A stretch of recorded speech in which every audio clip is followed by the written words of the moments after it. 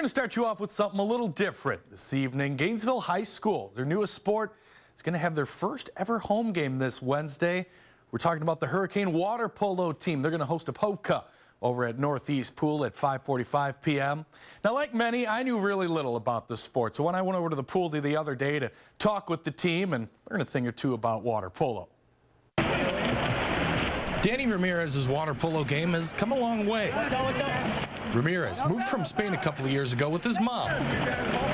He says trying to find a new water polo team around here was pretty hard. We're trying to grow water polo in North Florida as opposed to where in Spain you could go to any club in Madrid and there was a league where you would play every weekend. That's when Ramirez and his family found David Huesman, who was starting up a new water polo team at Gainesville High.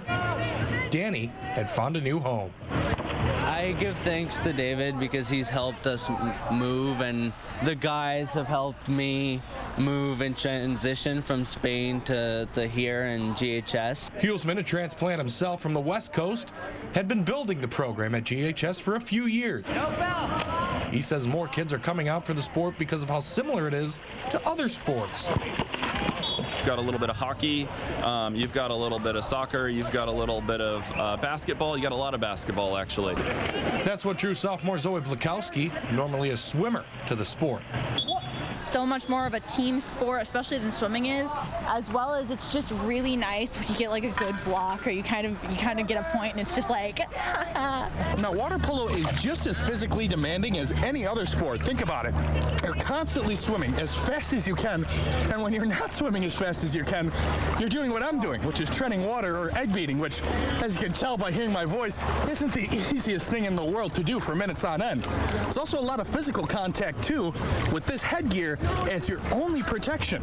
There's some things that happen underwater that the refs don't see, and that's, I guess, a water polo rule. They'll pop up from a play and they'll look at the referee and I'll be like, I didn't see it. On Wednesday, the Hurricanes will host their first ever water polo match at Northeast Pool. Both players and coach are hoping others will be drawn to their sport. it's going to be so much fun. I'm really ready. I want to be able to go into the goal. I hope a lot of people from GHS come to watch the game. Hopefully we also get some people to get curious and want to come to practice. We've been in discussions with the school to get the cheerleaders out here and get everybody out. It's going to be a wild Wednesday night. I'm going to tell you that much. We're looking forward.